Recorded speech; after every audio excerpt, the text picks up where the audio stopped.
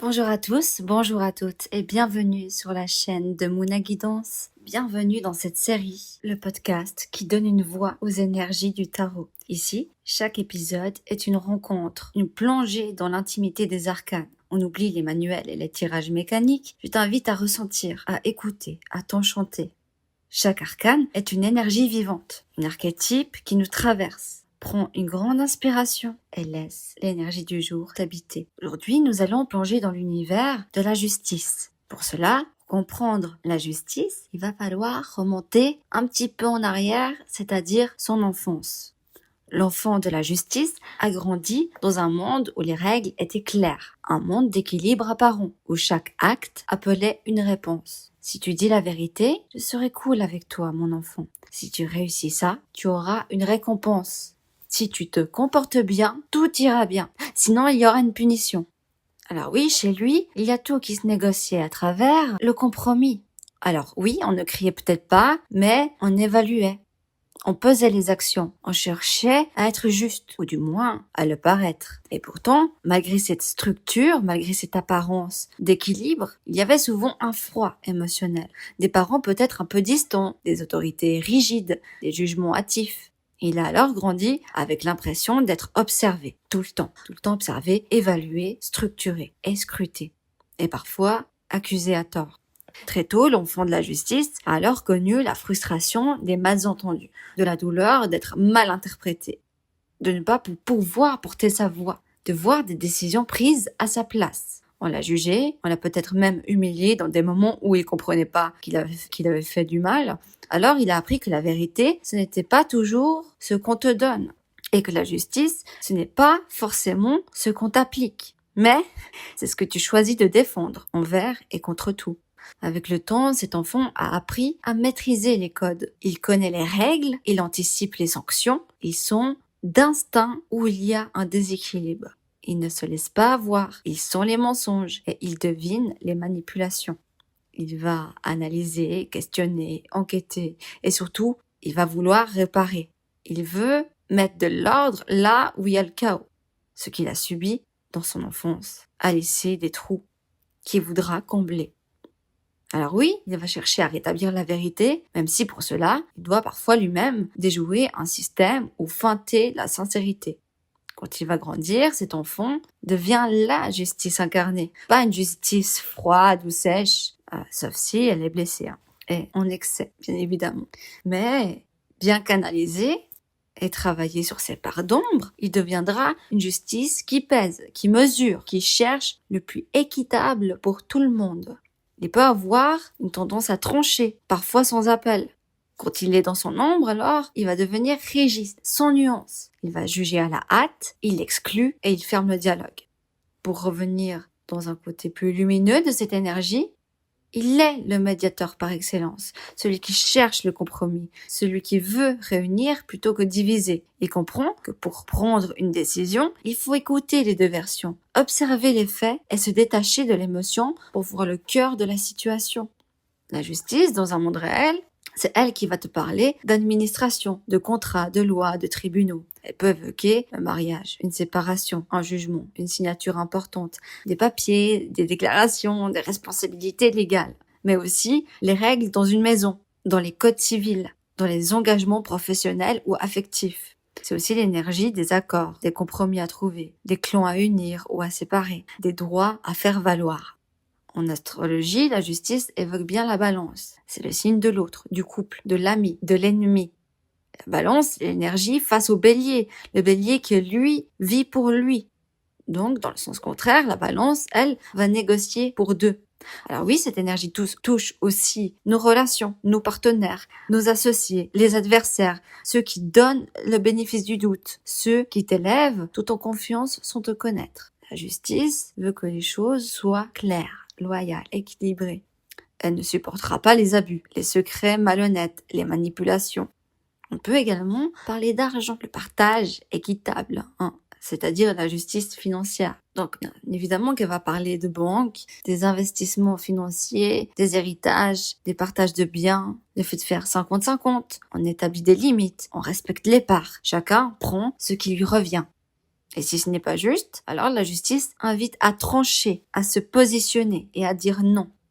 Si tu tires cette carte, pour toi, elle va te dire de poser tes règles, de définir un cadre, de ne pas tolérer l'injustice, d'être honnête avec toi-même et juste avec les autres, ni trop dur, ni trop complaisant. De prendre le temps de peser le pour et le contre. Et si tu dois agir, fais-le avec discernement. Rappelle-toi, la vérité n'est pas toujours immédiate. Parfois, elle se révèle à ceux qui savent écouter profondément. Dans ses excès ou ses ombres, si la justice est blessée, elle va devenir froide, rigide, catégorique. Elle tranche sans empathie, juge sans écouter. Elle refuse la nuance, impose sa vérité comme une sentence.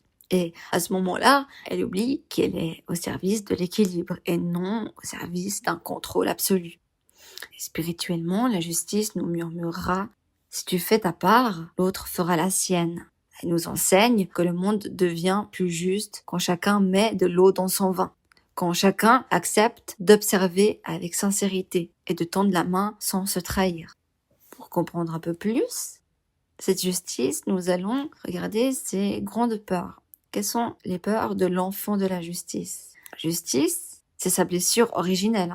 Et bien souvent d'un moment où l'enfant a été accusé à tort ou puni alors qu'il disait la vérité. Il a vu que sa sincérité ne protégeait pas, qu'on pouvait être juste et quand même être rejeté.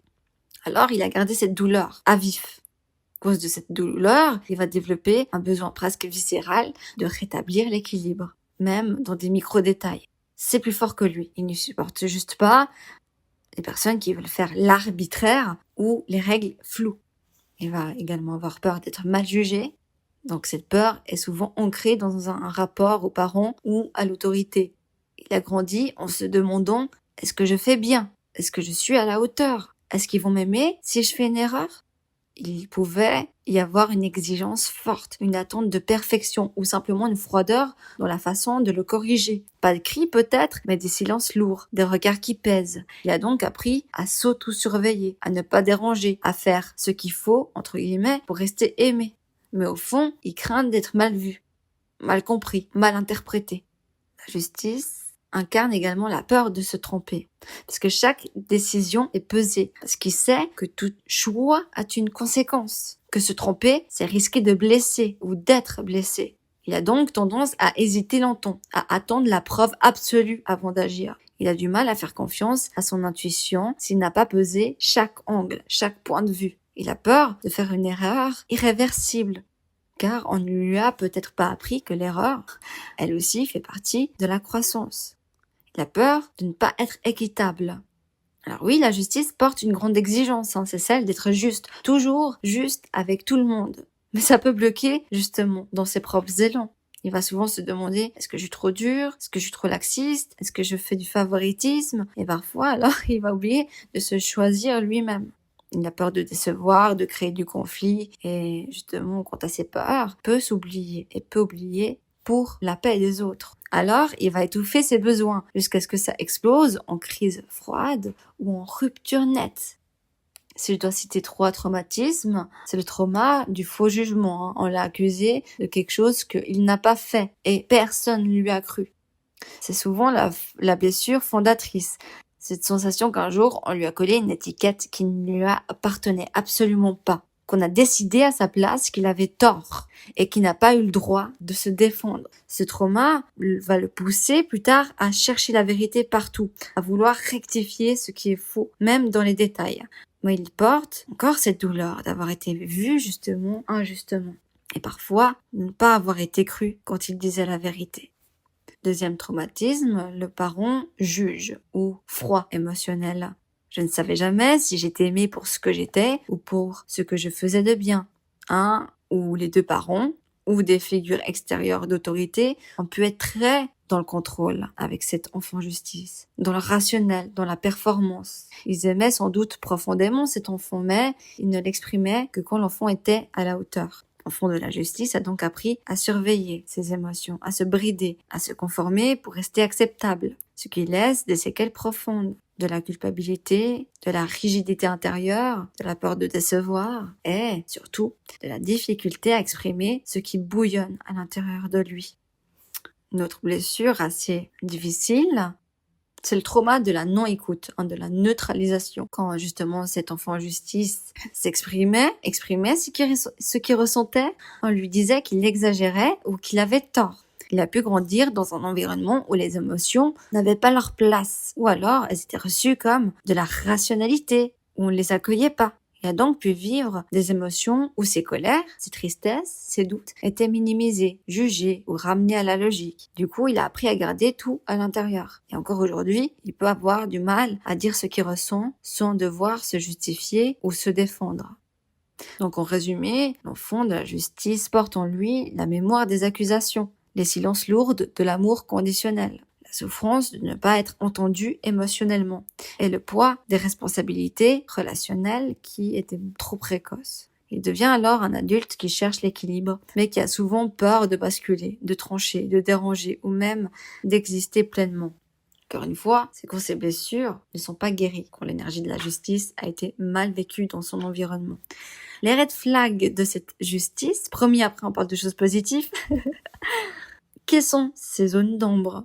Elle va juger à la place des autres. Quand cette énergie est mal vécue, quand elle est dans une énergie dark, elle peut t'analyser, te scruter, t'évaluer et conclure tout seul ce qui est juste pour toi, sans te demander. Elle croit avoir raison parce qu'elle voit clair et oublie que l'autre a aussi sa vérité. Elle va se croire neutre, mais elle est déjà dans la sentence. Elle peut aussi être froide émotionnellement. Elle va te donner des conseils sans les accueillir. Elle va écouter, mais pas ressentir avec toi. Elle pense que tout se résout par la logique, les faits, les mots, les papiers en règle. Donc, il n'y a pas de chaleur, pas de cœur, pas de tendresse. Quand tu vas ressortir d'une discussion avec elle, c'est comme si tu avais passé un entretien à la préfecture vidé. Ok, voilà. Dans ces red flags, elle va également être inflexible. C'est cette énergie quand elle va trancher. Et rien ni personne ne peut lui faire changer d'avis. Même si tu lui prouves A plus B qu'elle a tort, elle trouvera un argument pour maintenir son équilibre intérieur. Elle préfère avoir raison que de créer un lien. Elle va confondre stabilité et rigidité. Elle va aussi se croire moralement supérieure. T'expliquer la vie comme si elle détenait la vérité absolue. Elle va faire passer ses principes avant ton humanité. Et elle a toujours un code moral à te bondir, même si tu n'as rien demandé. Elle veut parfois t'éduquer plus que t'aimer. Elle va alors oublier qu'on peut être juste sans être dominateur.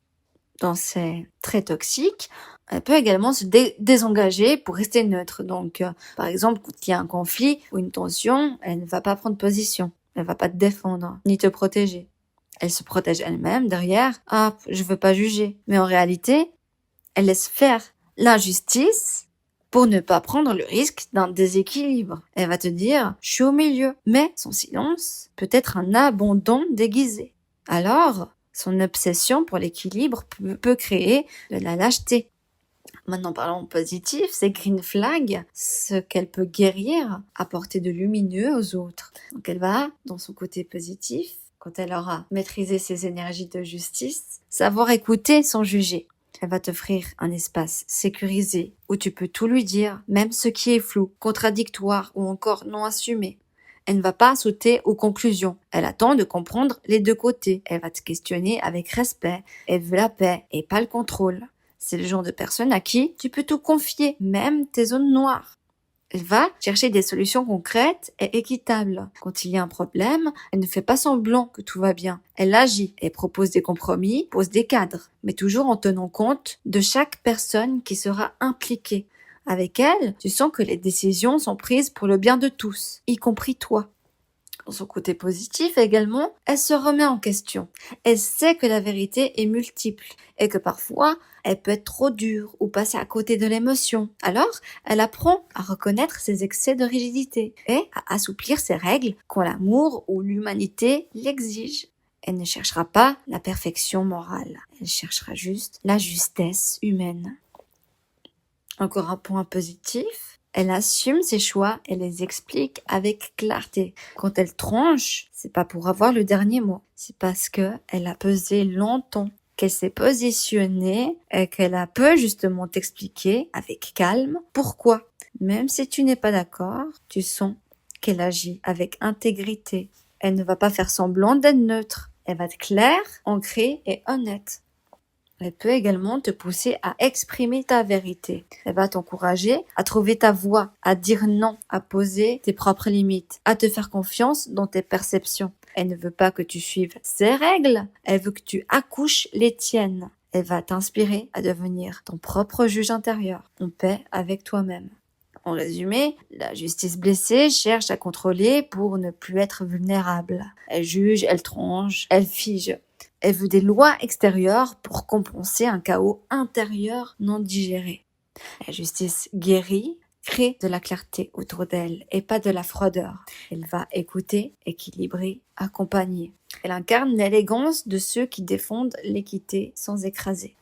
Pour bien comprendre l'énergie de la justice, on va regarder des personnages qui peuvent justement avoir cet archétype assez fort dans leur rôle. Par exemple, il y a Olivia Pope dans Scandale, je ne sais pas si on prononce comme ça, c'est l'experte des crises. Elle va rétablir l'ordre, nettoyer les scandales, elle veut la vérité, mais à quel prix?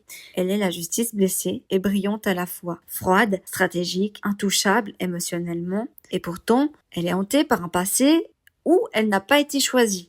Elle veut alors contrôler la vérité pour réparer l'injustice dans le monde, mais son besoin de maîtrise la coupe parfois dans son cœur.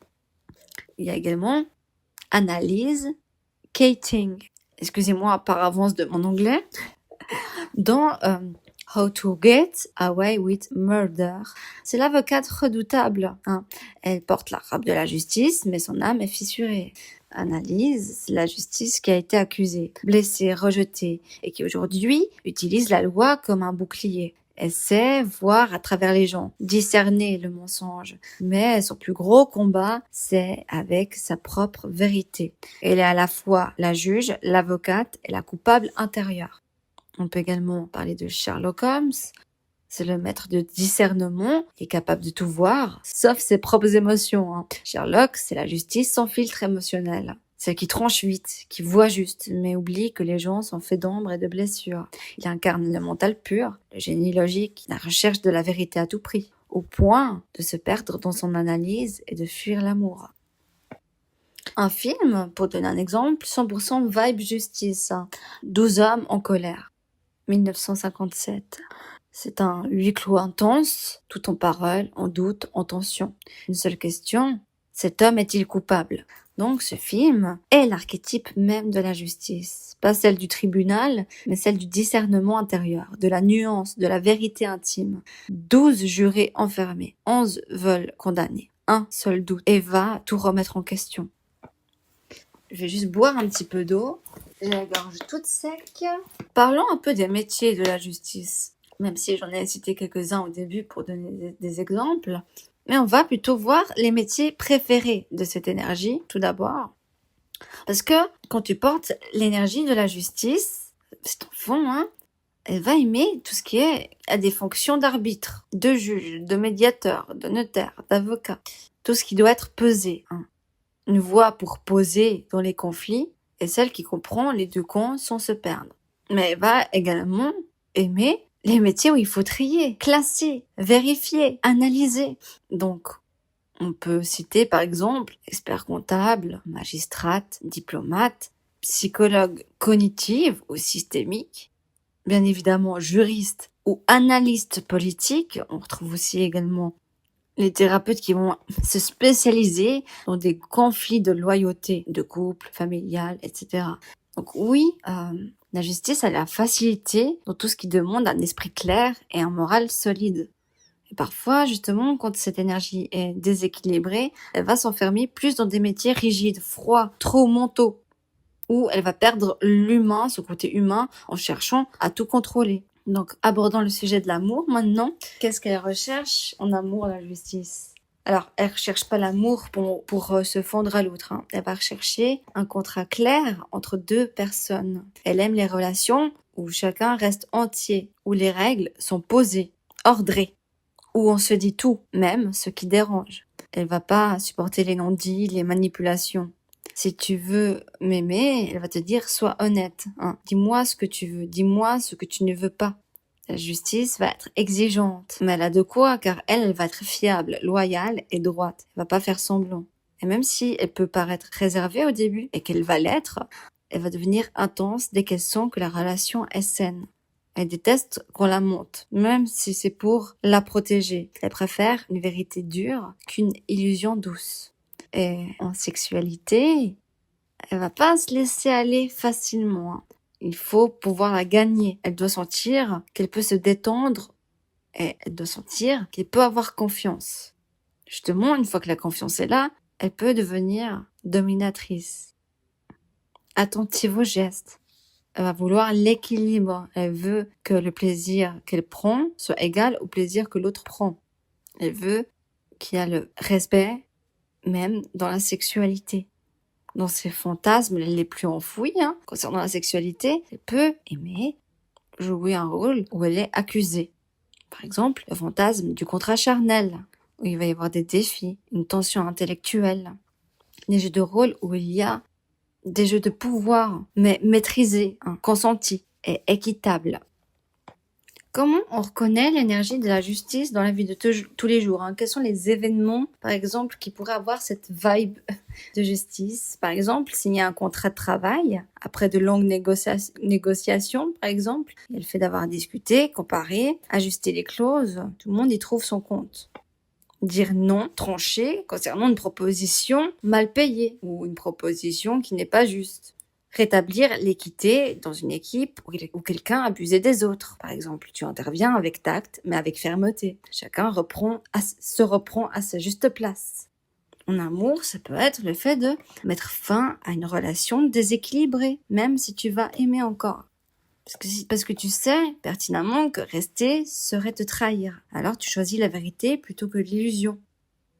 C'est aussi cette ambiance quand tu vas discuter d'un sujet tabou en couple, pour rétablir l'honnêteté. Par exemple, je ressens ça, et toi? Pas pour créer un conflit, mais pour retrouver l'équilibre dans le couple. Dans un couple aussi, la justice va venir se réveiller quand tu pardonnes une faute, parce que l'autre a reconnu ses torts sincèrement. Tu ne punis pas, tu rééquilibres la relation. En famille, par exemple, elle peut ressortir, par exemple, quand il y a un enfant qui va défendre son parent qui est rejeté d'une situation, ou inversement. C'est également le fait de dire à un parent qui t'a blessé sans chercher à le faire culpabiliser. Tu veux pas le détruire, tu veux juste la reconnaissance, la mise à plat. La justice va aussi ressortir quand tu te questionnes ainsi. Qu'est-ce que je tolère? Qu'est-ce que je ne tolère plus? Tu réécris ta constitution intérieure. Tu t'auto-analyses. Et même quand tu juges à tort, trop vite quelqu'un, tu vas vite te remettre à l'ordre. Justement, ça te fait une amende honorable, même intérieurement. La vraie justice commence par soi. La justice, c'est aussi décider de ne plus te justifier à ceux qui te projettent leurs blessures. Tu ne vas plus prendre en charge les histoires des autres. Tu reviens souveraine.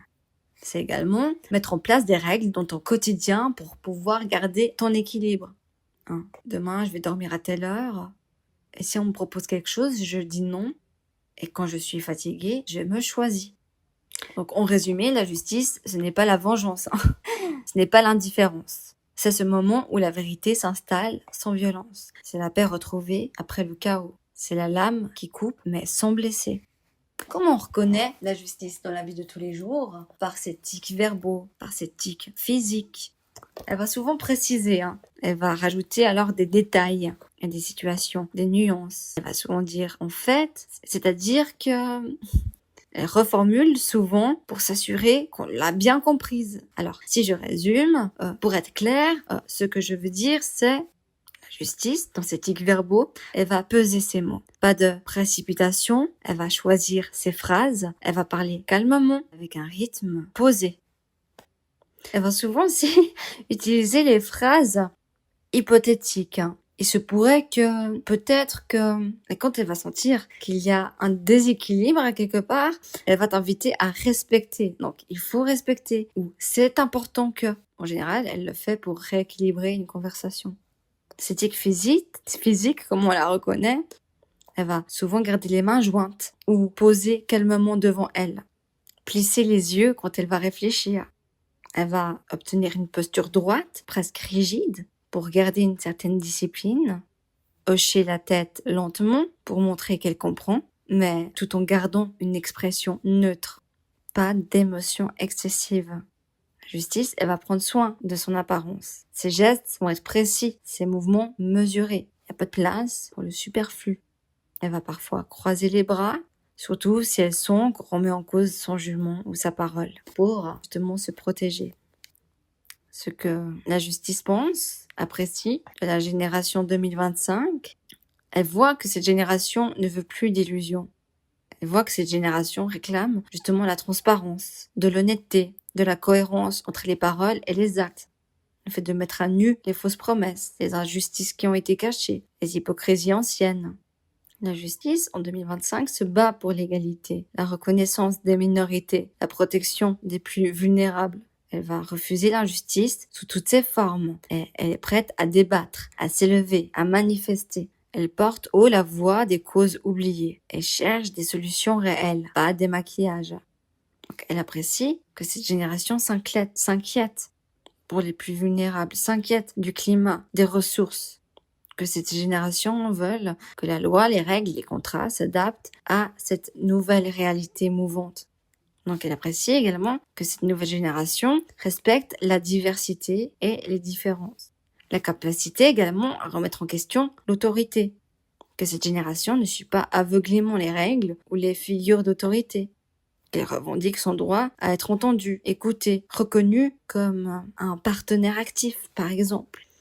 Mais dans les côtés moins bonnes, elle voit l'excès de l'intolérance. Parfois, dans sa quête de justice, cette génération peut tomber dans la rigidité, dans le jugement rapide, et peut alors oublier que la justice est aussi une nuance, une écoute, et qu'il faut parfois tendre la main plutôt que lever le poing. Le recours excessif à la radicalité, quand la passion devient un dogmatisme. Alors la justice intérieure s'en trouve blessée. Le dialogue s'efface, la haine prend le dessus. Cette génération, la justice aimerait justement qu'elle sache rester ferme mais ouverte en même temps. Également, ce qu'elle trouve dommage, c'est que parfois cette génération fuit l'effort à long terme, préférant des actions ponctuelles ou symboliques. Donc la justice, elle, demande constance, responsabilité, courage de tenir la durée. Osez poser vos limites et défendre ce qui vous semble juste, sans jamais sacrifier votre intégrité ni renoncer à l'empathie. La justice, en 2025, voit une génération puissante, éveillée, vibrante, prête à découper l'ancien monde pour en bâtir un plus juste. Mais elle invite aussi à cultiver l'écoute, la nuance, la patience, la profondeur, pour que sa force ne blesse pas, mais guérisse. La justice ne se réduit pas à la loi, un verdict ou un équilibre extérieur. Elle est d'abord cette voix intérieure qui nous murmure « Sois vrai, sois juste envers toi-même, et le monde suivra ». La justice est une flamme qui éclaire les chemins douloureux de nos choix. Une invitation à porter la vérité avec courage, mais aussi avec douceur. Car être juste, c'est aussi savoir écouter, comprendre et pardonner. Maintenant, j'ai des questions pour toi. Toi, dans quelle situation as-tu ressenti l'appel à la justice intérieure? Celle qui te pousse à dire la vérité, même quand c'était difficile. Et qu'est-ce qu'être juste signifie pour toi?